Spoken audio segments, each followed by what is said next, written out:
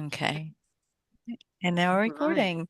Hey, welcome to Great Goodness. I'm so glad you're here today.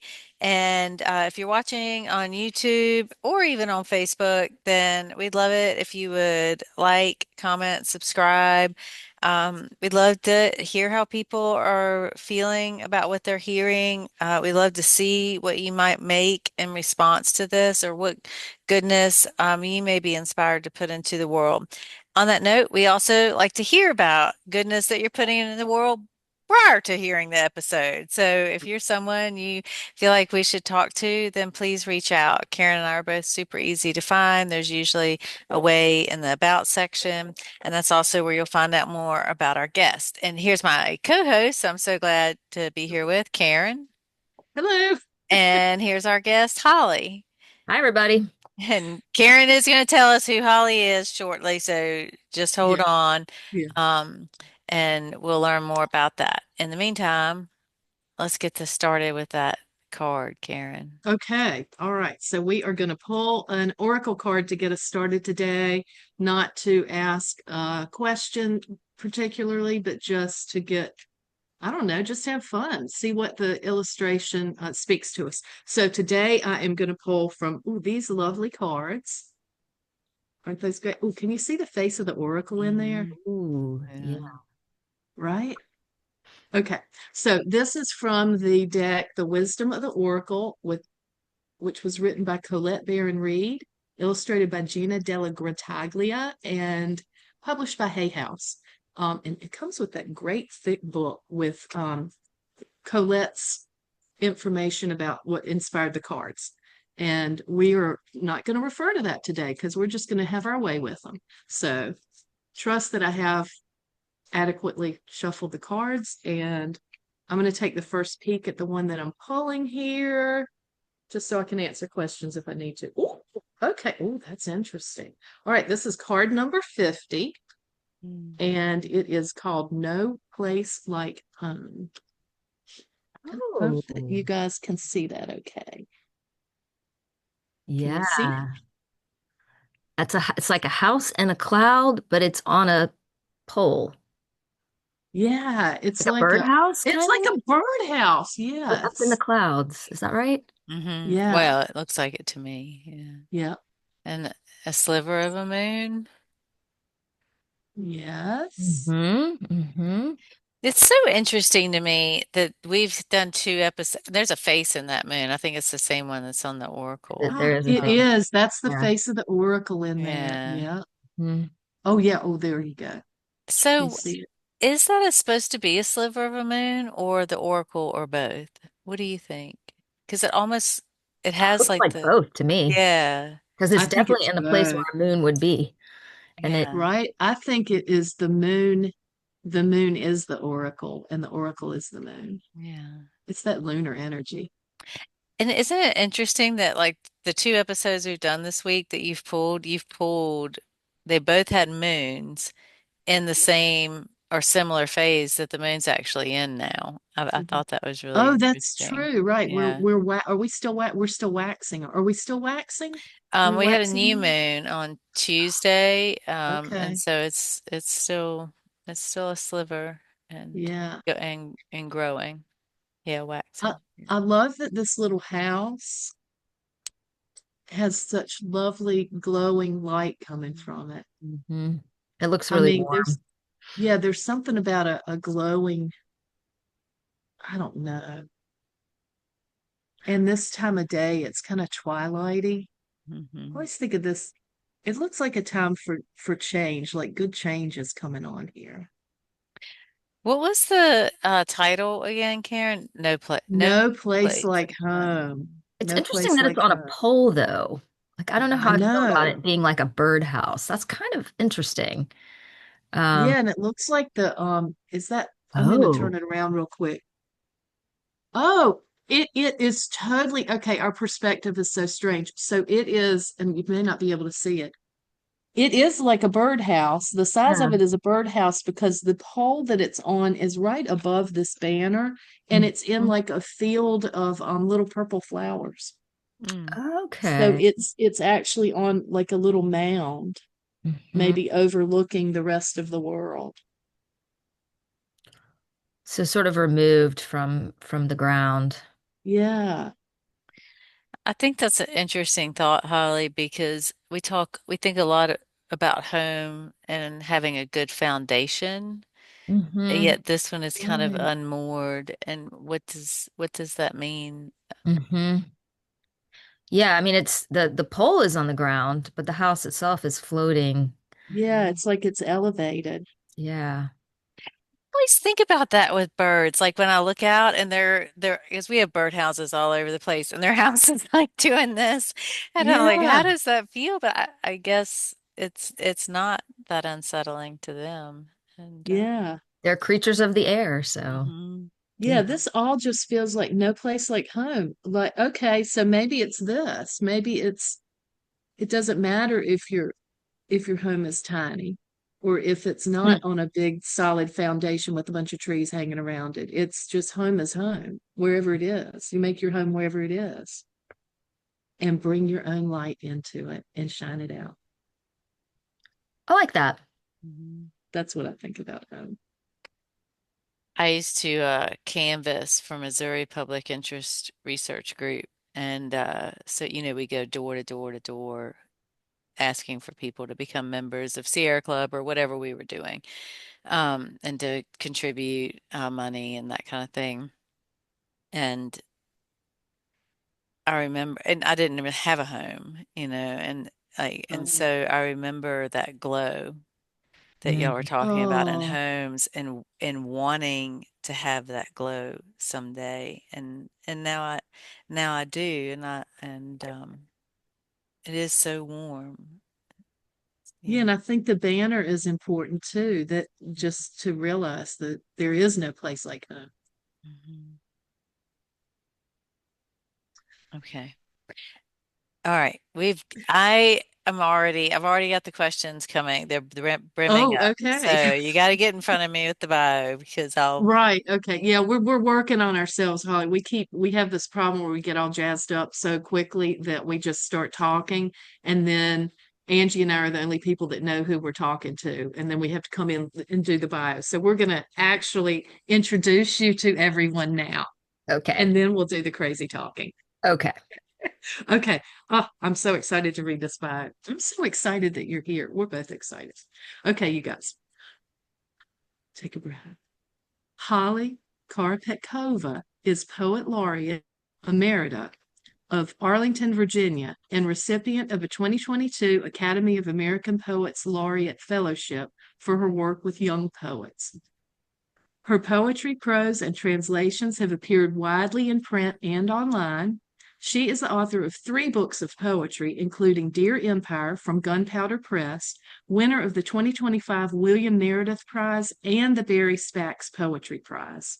She serves on the board of Washington Writers Publishing House, the oldest continually operating nonprofit cooperative press in the United States, and is an editor at Mid Atlantic Review, and she teaches at Marymount University in Arlington, Virginia.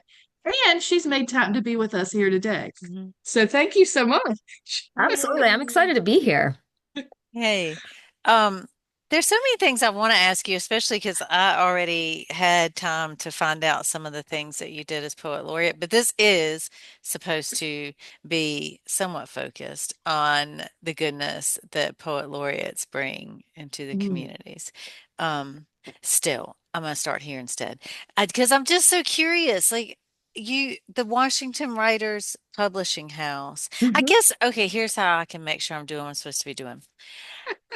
Um, it's it's really interesting to me all the ways that you're of service. Your bio is over here, so that's why I'm looking over here. oh, And so you've done the poet laureate work. You teach, you're an editor, and you're part of this press. And I wondered how that feels to you and like how those different ways of being of service feel to you.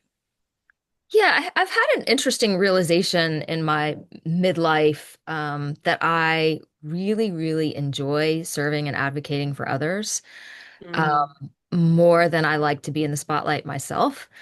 Um, And, you know, I've kind of made peace with the fact that I'm never going to be some super famous poet. Like that's okay. I'm recognized. I've won awards and my poems are published, and that's great.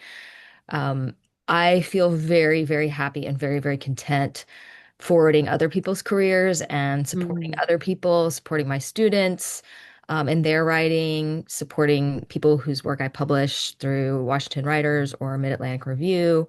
And I think that's why I loved the role of Poet Laureate so much because it really was a role of service. And I was serving my community with the thing I love, poetry. I was able to bring the thing I love to a larger group of people than I normally would be able to access. So I think, yeah, it makes a lot of sense to me in terms of my life and who I am and what I'm about, that I've ended up in all of these service roles. Hmm. I've, yeah. yeah. Okay. uh, So when you say it makes a lot of sense to you, tell me, are you comfortable telling me more about that? Like what Yeah. you Oh, really mean? I feel, like I said, I feel really happy when I'm supporting other people and when I'm able to make things happen for other people and when I'm able to, you know, help a student write a poem that they feel proud about. Mhm. Or Oh. I'm able to publish a writer for the first time in the Mid-Atlantic Review and really like share their work with the world. Or, you know, able to, we at Washington Writers Publishing House, we publish manuscripts every year. We run a manuscript contest. So I run the poetry manuscript contest. We select a poet every year and we publish their book. And it's an incredible experience because we get to share usually a fairly new writer's work with the world. Mhm. And we, you know, set up readings for this person and really, in some cases, really help launch people's careers. Wow. That's huge. Hmm. That is huge. I'm just wondering if you can talk some more. A lot of people probably have no idea. Like they've heard, oh, poet laureate. Yeah. Oh, yeah. We have that in the United States, I think. But I think most people are probably like, no clue. What does that mean? What does a poet laureate do? Yeah, I mean, the basic definition is that you're a poet in the community representing the literary arts for the people that live in your, sometimes poet laureates are state laureates, sometimes they're county, sometimes city, right? And they've been popping up like crazy in the past maybe 10 years Yeah. because, first of all, we're really cost effective. Poets don't cost very much. Right. And you get a lot of work out of us because we usually Yeah. love what we do and we're doing it because we love it, not because, you know, we're getting paid. And so, you know, I think communities have realized just how much value poetry and the literary arts can bring to their communities. Yeah. And so it's basically, it kind of depends on where you're poet laureate, what your exact role is. As Arlington County Poet Laureate, the basics that I had to do, I had to write two poems and perform them at two poems a year and perform them like at official functions. I had to judge the Moving Words contest, which is really cool initiative. It Oh, puts that's poems on fun. buses. Yeah, it's really cool. So it's like a contest and people submit their poems and I select the ones that are going to be featured on buses in Northern Virginia. Oh, Um, wow. yeah, it's really cool. And you know, that's basically it. There might have been one or two other things, but we do this thing that's really fun called The Poet Is In. And when we have like Earth Day Festival, or sometimes we'll just pop up at the library and you'll just have a poet at a desk writing poems for people. Mm. So average folks can just stop by and be like, I want a poem about this, and I want a poem about that, right? And you just write a I poem on. love that. It's super fun. So there were a couple of like specific tasks that I did, but generally the role is what you make it. You know, you can embrace the role and you can do a passion project, something that you really care about. And in my case, this was the youth anthology. Hold on, I'm gonna grab a copy here. Um, it's an anthology of Arlington High School poets. Um, Oh, this is what I received the Academy of American Poets Fellowship for. oh, And I produced this anthology in conjunction with three youth laureates and poetry ambassadors. oh, Um, wow. and it's a collection of, I forget exactly how many, I think 33 high school students in Virginia, in Arlington, Virginia. And I was able to go into high schools and do workshops and just really like promote the idea of the anthology. And then the youth editors and I worked through all of the submissions that we got and selected the poems that we wanted to publish. And Oh, then we also did some readings. So oh, we did wow. two really amazing readings where these young people came and they read their poems. And, there was like 100 people at each one. They were really like, you rarely see that many people at a Hmm. poetry event, right? Right. But the That's kids and the amazing. parents, they like all showed up for these events, and the kids got up and read their work, and that takes a lot of That courage as a young that's person huge. to Yeah. share something so personal. And it was an amazing experience. It's one of the best poetry experiences I've ever had in my life because I saw like the power of poetry for these young people. And I Yeah. think what was really interesting to me is that, the way poetry is taught in schools I'm not a fan. Yeah. It's often taught as this thing to be like dissected and pulled apart and analyzed. You know that Billy Collins poem, right? Introduction to Hmm. Poetry. It's like Yeah. they want to tie Yes. the poem to a chair and beat it with a rubber hose to get the meaning. Right. Yeah, so I feel like, especially in high schools, it's often taught, and it's used for analysis. Like the intent is good, right? Hmm. Yeah. Teachers are trying to teach students how to do close reading, how to do analysis. But the side effect is that students end up thinking that poetry is like this, onerous task. It's this It's kind of puzzle cryptic. that they have to, It's yeah, it's yeah. cryptic, and they have to There's figure out. wrong answers Yeah, and about there's it, wrong right? That's I think answers. that's the worst takeaway as It a is. growing up with the a lot of the time the poetry get in schools growing Yep. up. It's just like answer these questions about what the poem is about, and there's a Yep. right answer and a wrong answer, Yep. And which sometimes isn't it's true. It's not multiple true. choice, right? Right. It's so anathema to everything that poetry is. But Yeah. I think what was exciting for me is that these young people didn't see poetry like that. They had a totally different view of what poetry could be, and they were writing poetry that they needed and Oh, that they loved. And I mean, of course, there's always young people who love Emily Dickinson or love Shakespeare or whatever, and that's awesome. sure. Yeah. But these young people had a sense that poetry could do something really contemporary and, Yeah. something that was really meaningful for them in their lives. And I was amazed by how many young people were just like writing poetry for Hmm. Yeah. themselves. And then, Uh, this gave them a chance to have a larger, microphone for their voice that they yeah. could really share their work with other people. But it was so cool to know that poetry was so alive and so vibrant in so many young people's lives. So, what years were you the poet laureate? 2020 to 2023. So smack in the middle of COVID. Yeah, Oh, kind of wow. Yeah. challenging. It was challenging. Yeah. And sorry, go ahead, Holly. What were you gonna Oh, say? yes. It was Saying challenging. that, yeah. Just Yes. that. Yes, it was Um, challenging. and so because of that, like you also got to share poetry in another unique setting. Is that right? Yeah, yeah. So one of the first projects that we did when I was poet laureate was projecting poems onto buildings around the county. And it was actually the idea of the Arlington Arts Commission, that the pe group of people who sponsor the Poet Laureate, the county office. And they really wanted to do something to bring people together, to build community. And this time it was, 2020, winter of 2020, everybody was sort of isolated and feeling really kind of hopeless. It was a really Yeah. dark time, I think, for all of the country. Hmm. And so the visual artist came up with some ideas for how to engage the community, how to sort of make people bring art to people who really needed it.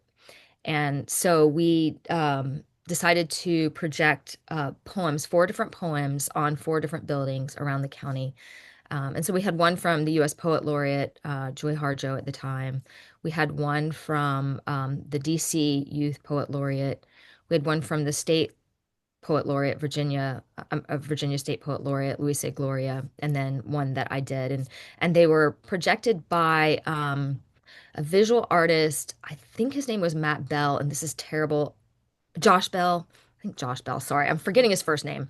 But he's a visual artist who does these really cool projection sort of art pieces. And he's from Philadelphia, so he'd done some really interesting things on buildings in Philadelphia. And so we had him take the poems, they were very short little poems, and work them into projections. Oh, Uh, wow. it was really cool. It was really cool. Yeah. And I love that. also along with that, did you they weren't funerals, but you used poetry to help people Yes. reckon with grief. Yes. So, when sort of the end of COVID, I was invited to be part of a remembrance ceremony. This was in 2022, so it was a little bit later. Um, and it was a commemoration service for all the Arlington residents who lost their lives to COVID.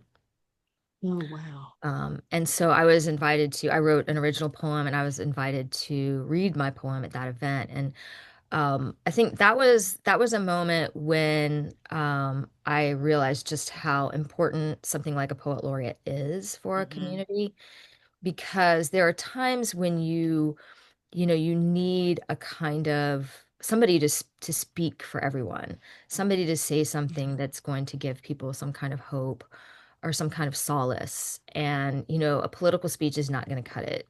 Hmm. Right. And they had a music. They had the Army Navy band was playing, which was really beautiful. But I did feel like my poem was sort of the center of that ceremony, Mhm. because that's a time, when you have so much loss and so much grief, that's a time when words escape you.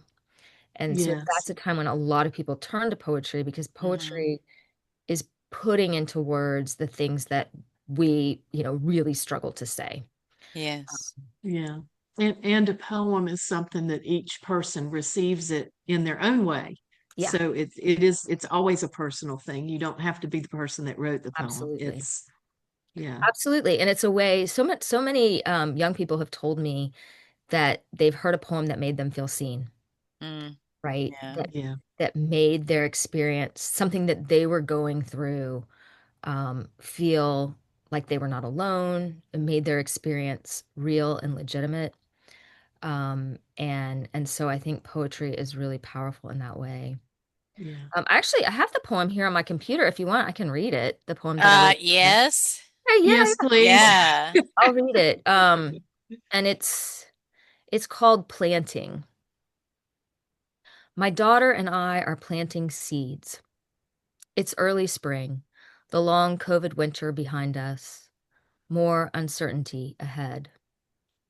We've stopped numbering our griefs, started holding tighter to the loved ones still with us. I dig small holes with my fingers, and my daughter drops in seeds, then we both smooth dirt on top.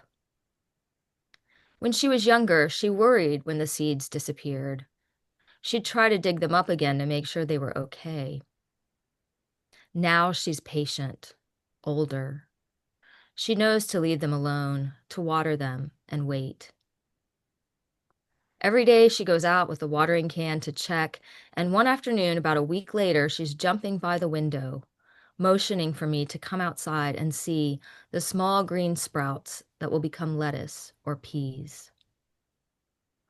Wow, she whispers. And because her wonder is contagious, I allow myself to be amazed too by how the earth keeps going, putting forth its tiny seeds after every long winter. Having faith, some of them will dig in roots and grow. Mm. I love that. And Mhm. it makes me think also of what Karen was saying about how every listener does something, takes it in for Yeah. themselves. And for me, this poem touches me in so many ways because I'm a gardener and I'm Mhm. mesmerized by seeds and I'm like, and I think about that a lot, how they just keep going. These trees Amazing. keep putting out and It's miraculous, really. it Yeah. I is. mean, the way that our planet works. Yeah. And you think about how the trees put out so many acorns, so many. And Right. there really won't be that many that grow, but Mm. that's If at all, okay. if any, Yeah. right? Yeah. And I Yeah. just think, wow, wow, but every year they do Every that. seed is a miracle. Yeah. It's, Really. Yeah. I love that. And I love that that was what you chose. How, that poem. I wanted to ask you too, and I think this kind of goes along really with casting out the seed, because I think as a laureate, you're casting seeds. You are. Mm-hmm. You are Mm, that tree putting out all those acorns and and trusting that the one that's meant to grow is going to grow, whether it's Hmm. Absolutely. yeah. And I wondered, one of the things I feel like I hear you talking about is how many people y these projects touch who wouldn't necessarily be at a Right. poetry reading. Yes, absolutely. I think that was one yeah. of the coolest things for me about being poet laureate is the opportunity to like reach people who wouldn't normally be reading poetry. Yes. It's Yeah. so important too, because honestly, I mean, the three of us are obviously love poetry, but the majority of people don't don't No. probably don't, and largely it's probably because they haven't been exposed to it in the ways that you Right. are bringing it to the masses. Poetry can be Absolutely. scary if you don't know Well, what, you know, you can be made, it can be made to feel scary. And I think that's a lot of people's experiences, a lot of my at least students, in the past, you yeah, a lot know. of my students come to class like genuinely afraid of poetry. Yes, Yeah, they're yeah, like, and just oh, it's so wishing hard. it were wishing they could skip it. Absolutely. Yeah. Absolutely. What? And Go ahead, I always hon. feel like it's my job to change that to I, change I, that w- perception. I would say you're doing a great job of that. Yeah. Oh, thanks. What do you feel like you can articulate what it does for a society to have that exposure to poetry or to be able to be exposed to poetry that resonates with them? Like, what does that do? Well, I think it has a similar effect that all art does, right? It sort of makes you pause and reflect and think about um, what it means to be human, um, what you're trying, there's this wonderful statement that I heard once about like the ways that we are always so obsessed with progress and obsessed with making money in our society. And it was Bishop who I heard speak at one point, and he said, it's great, like you're driving this car and your car is going to get you where you need to go. That's your progress, that's your money. But the real question is, what are you going to do when you get there? Mm, And Oh, so, like, why are you driving all over the place? Why are you driving left, right, and center? Why are you going to all these places? What exactly are you trying to accomplish? And I feel like the arts are trying to answer that question, right? Why are we here? What is our mm, purpose? Um, you know, yeah, what is large? I mean, it's larger than us, right? Like mhm. we are not the end of this existence. right. And so Yeah. those larger questions, I think, are what art is grappling with.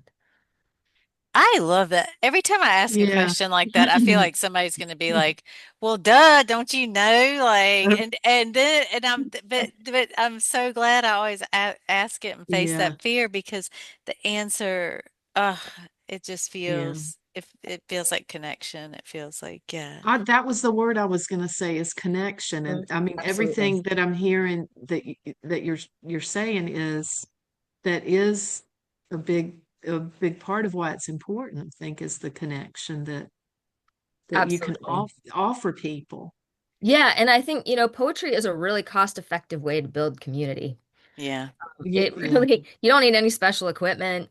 Like, right, all you need is your own brain and a pencil. And I mean, if you're doing spoken word, you don't even need that, right? You just need yourself right. and your voice.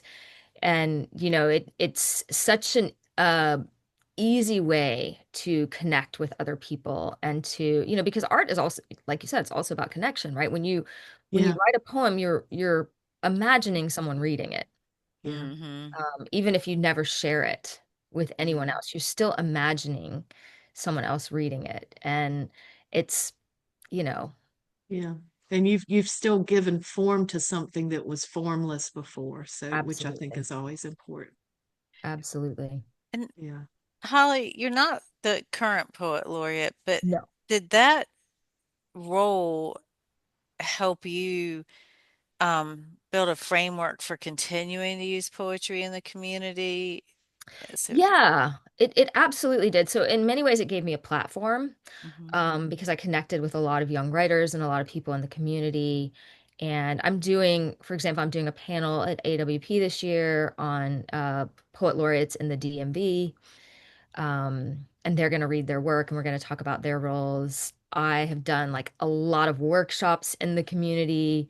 I've helped with a number of youth laureate programs, getting them started or selecting youth laureates. So it has given me, I think the nice thing about being a poet laureate is it gives you a title and a visibility. And then Mm, once you establish those relationships and you establish that like expertise, like my expertise is working with young writers, mhm. then other people in the community know that you're there and they continue to ask you to be involved. So that has been really cool. That is really cool. That's exciting. You're going to do yeah. that at AWP. And when you say Mhm. DMV, you mean Delaware, Maryland, Virginia? Correct. Okay. I'm sorry, And when you DC, say, DC, Maryland, Virginia. Okay. So Okay. there's I've got a youth laureate of DC, a former youth laureate of DC. I've got one from Montgomery County, Maryland, one from the state of Virginia, one from the state of Maryland. Okay. oh wow, That's awesome. And yeah, the Virginia Poet Laureate is actually Kashfi Ramani, who helped me edit this anthology. She nice. was Arlington Poet Laureate, and then she became the Virginia Youth Uh, Laureate. so how about reading us another poem?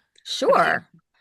Um, I can read another one that I wrote as poet laureate because I think they read really well. I mean, they're actually quite different, the poems that I composed as poet laureate than much of my other work because they were composed to be heard and they were Mm, composed for specific Mm, situations. And so they actually work really well as oral pieces. And I'm going to read this one because these issues are so important right now.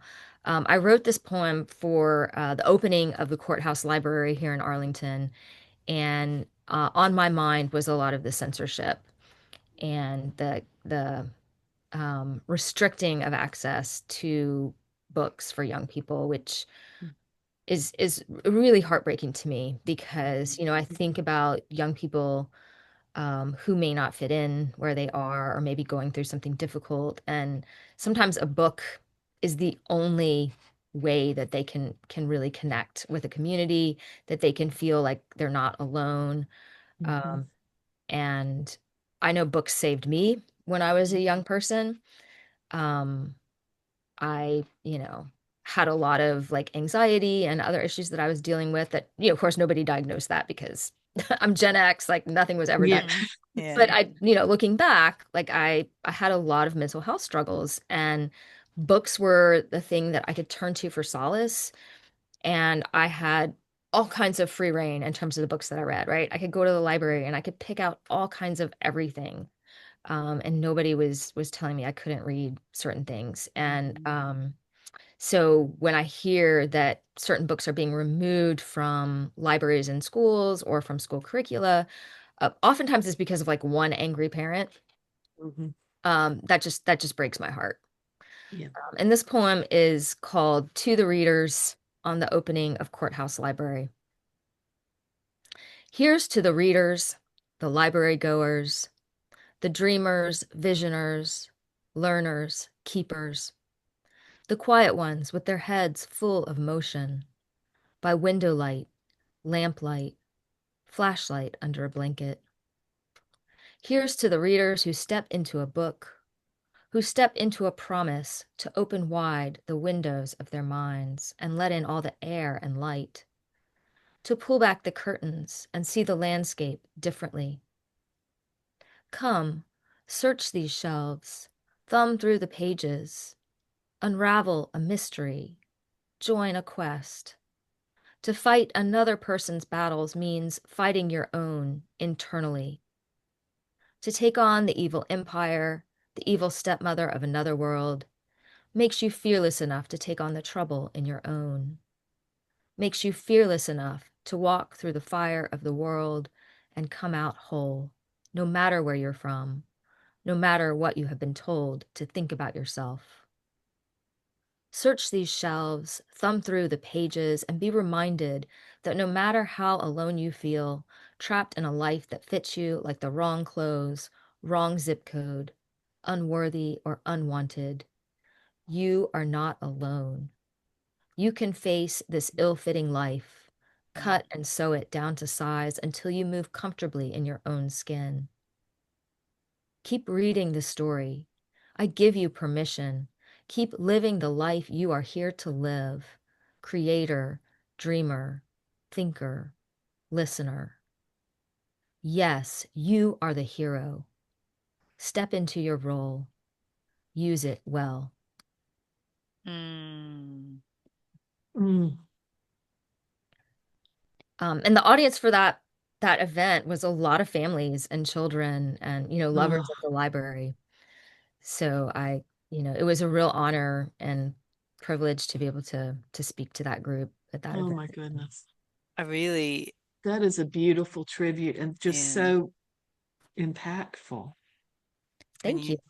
you said Oh, ill-fitting life, I was like, oh oh, yes, that's what it is. It yeah, really feels like a pair of uncomfortable jeans. They put the seam somewhere wrong. Like, yeah, yeah, yeah, Yes, for many of us, especially growing up, we're yeah, all trying yeah, to find our way and find our place and especially in all societies are conformist to some extent, right? But yeah. when you're in high school and you're in middle school, it's like there's one way you're supposed to behave. Like you're just supposed to hmm fit this mold. And if you don't, what do you do? And You're yeah, trying to figure out and how books are such a solace when yep. that's what you're feeling too, because you Yep. can, well, you have your way when you're reading with art. I think that's one of the things with all kinds of art that Hmm. draws people to any form of art is that you get to have your way with it. You can Yes, absorb the creators absolutely. their statement, but ultimately you are taking it in and having your way with it and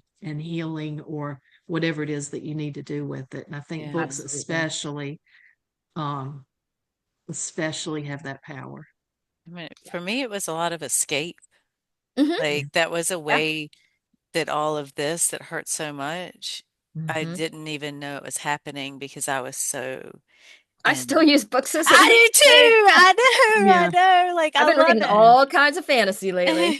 Yeah. yeah. And connection too. I always find connection through Mhm. books and poems and art of any kind. Like I just the feeling that you can look at something or read something that somebody has created and it actually can change you or hmm make you feel like you're not alone. Yeah, Yeah. absolutely. Yeah. Absolutely. So, Holly, as we're coming to the end, but I No. thought it was really I wanted to hear you read because you spoke about the difference between writing to read to a group Hmm. and writing, to be read. And so I wondered, do you have Dear Empire anywhere Yeah, around yeah, there yeah. or something I that you do. could, Just gonna grab it. My yeah. new I'm book. so glad you asked. I was thinking the same thing, Angie. I'm like, oh, I want to hear one of the And Holly I know Holly you poems. said it in your bio in the bio, Karen, but that this is with Gunpowder Press. Hmm. And I think Scott Stubbs, who is one of my favorite poets, I think he has a collection with Gunpowder Press Oh, too. cool. I think I might have read it. Yeah. I think I really liked that book. I would not be surprised. He is exceptional. Yeah. And so I'm very, I think, so just remember everyone, if you're listening to this, it's Gunpowder Press, and It's that's where you yeah, it's can an get Dear awesome press. They're Empire. out of Santa Barbara, Mm, but they publish poets from all over the country. And yeah, I've had it. I love them. They've done a great job with my book, and I'm honored Yeah. to be published by them. I can read the first poem in the book because I think it's really different and gives you a sense of like how um, when I write work for the page, it's much denser. And people often tell me when they come to readings, especially if they don't have a lot of experience with poetry readings, like, I really need to, like, I'm going to get your book because I really need to read it. Like, I need to see it again. Mm, that's a good Um, thing. and this poem is called Genesis. And I write a lot about biblical themes because I was raised in a very religious household. And so did a lot of like Bible reading early on and had a lot of questions, especially as a woman. And this one's called Genesis. Like any mother, I lived for my children, bone of my bones, gave them my body as house, gave them my house as home. I was fruitful. I multiplied. Nothing was ever my own, and I called this sacrifice, devotion. What I called them became their names. Some grew and some did not. Some were angry and some were not. Some murdered, some tended the flocks, some built boats to escape the flood. Some built towers into the sky. Some became pillars of salt. I fed them by the sweat of my brow. Some needed more than I could give them, though I saved only thorns and thistles for myself. Mm. God was a voice in the sky with no tree to burn. God was a shower of sulfur, a snake winding through the dirt. If I had a moment to spare, I might have bent to hear what he was saying. Mm. Wow. Wow. I can see why people want it. Actually, I enjoy that when I hear a poem and I'm like, oh no, I need to read that again. I need I to know, see right? that. I can see why that would be the thing. Response. Yeah, it's quite Yeah. intense, and the whole book is fairly intense. It's all about like power and speaking back Hmm. to power. I mean, Dear Empire. Yeah. Yeah. And I thought it was really interesting, and I think this is actually probably where I'm going to go with the prompt, but I thought it was really interesting that the way you spoke about home Mm, and your that you're with your body, with a child, with home, like so you brought all of that. And this is the thing. So you're reading your poem, and like from the very beginning, because it's Genesis, it's the first poem. And of course, Mhm. someone who has any familiarity with Christianity or with the Bible is going to make that. And I'm like, Yeah. poets are so freaking smart. This is why I really don't write anymore or share anything because I'm like, poets are so, y'all are so smart. Like the I don't the know the about that, but but the many ways you see things, the complexity to everything. I mean, and that's why people need to go back to your poem and read Mm, it again and again because there's more there. yeah. It- Well, I you, think, we've trained our brains, poets have trained our brains to really, dig into language and find all the nuances and just to really think through. I mean, it takes a long time to write a short poem. You put a lot Yeah. of thought into it, and it's meant to take a long time to read too. It's meant to be read multiple times. mhm. Mhm. And I always tell my students, poetry is not looking for logic. There's always like an intellect involved, like you're always using your thinking brain, your critical thinking when you're reading poetry, but it's also like intuitive and emotional, and it's asking you to make non-logical leaps. Um, and Yeah. so, that's why there's like a lot of white space on the page with a poem Mhm. because So it you have kind of room. embodies that, yeah, that space and that Yeah. leaps that you're supposed to be making. Yeah. And I just want to note that like that's one thing with the poem, but when that poem becomes part of a manuscript, Hmm. it's even more. If, Yeah. if it's the collected poems of so and so, that's one thing, then it doesn't so much. But when it's something, when someone has chosen where I'm going to place this in a manuscript, what other poems is this Yeah. poem going to live with? Yeah. It's like it intertwines the energy of one poem with Yeah, the other, and they just get bigger, Yeah. Well, and this is bigger. the very first poem in the manuscript. yeah, It was just to yeah. be Yeah. the very first one to sort of set the stage Yeah. for what was coming. I Yeah. can see that. So that's Dear Empire with Gunpowder Press. And like, yeah, I can see why it's the winner of the William Meredith Prize and the Barry Spacks Poetry Prize. Thank you. Yeah, Yeah. oh my gosh. Okay. So thank you so much for being our guest today, Holly. I really enjoyed this, and I could keep getting you to read and keep getting you to share. I hate kind of hate that it's coming to an end, but it I is. know. We have to Mm, stop. And yeah. here's the prompt I had a couple come up, but I was thinking about this. Mm, this is a hard choice. It's always such a hard choice for me because one was because the card that Karen pulled was No Mhm. Place Like Home. And then in this poem in Genesis, you brought this up, Mhm. this idea of home and house. And so I wanted to invite people, whatever art form you use, like honestly, you could be a nature lover and your art form, your goodness form is planting seeds, growing gardens. It could be making birdhouses. It could be sculpture. It could be visual art. It could be dance. It could be poetry. It can be fiction. So whatever it is, I wanted to invite people to reconsider home. So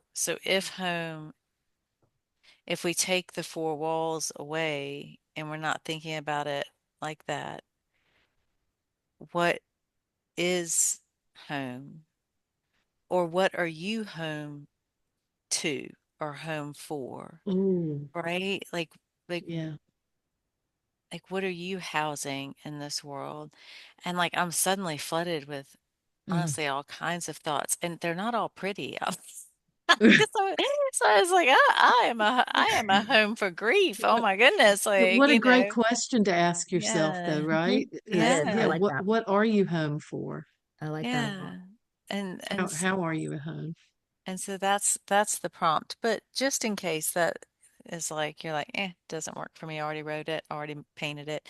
Then the other thing I thought was so inspirational was thinking about if I was revising a poem or looking at a poem and wanted to do something different with it, I think I could ask a poem now, do you want to be read? And so what needs to Oh, happen to you to be read? Like Hmm. if that's your purpose, or do you want to be on the page? Like I mm, thought that was such an interesting thought. Is I can hear the difference, but I mm, don't know that I've ever asked a poem about that. Yeah. yeah, And so I thought that was really interesting. So, and if you create anything that is in response to this, then please share it. I am collecting my emails. I may not get back in touch with you right away, but I am collecting them. And Karen and I are planning on doing an episode where we share these that things that people have created in response to episodes. So I think that's really important. That's an yeah. important part of this conversation, right? So, okay. So anyway, thank you all very much for being here today. I'm going to do all my stop live stream, stop recording, Oh, and then we'll be alone again. Well, not Holly, thank Holly. you so Holly's in an much. office, but Thank you, thank you. Holly. Oh my Thank you for being goodness. here and thank you, Karen. Thank you, Angie.